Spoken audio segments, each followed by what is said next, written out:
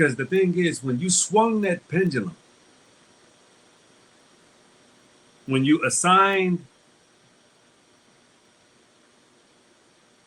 the roles that were assigned to you, you found it extremely convenient to assign them to people of melanated persuasion. Yeah, that was very convenient for you because then you got to participate into something that never belonged to you. You had nothing to do with, but you did benefit. It's called an inheritance that was never inherited. It was taken. So that's what brings us always back to one of the first shows I've ever did. The Iceman's Inheritance. Prehistoric sources of Western man's racism, sexism, and aggression. Aggression. All of your aggression. You always say, oh, blacks are violent. Oh my gosh, this is so violent. No.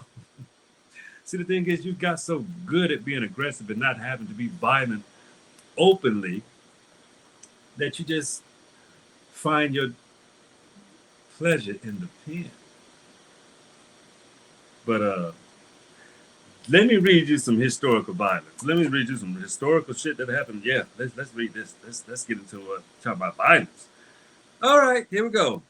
Human beings do differ in their physical appearance, but only reason of studying the differences and cataloging men on the basis of them is to determine whether such differences have been some fundamental biological and evolutionary relevance.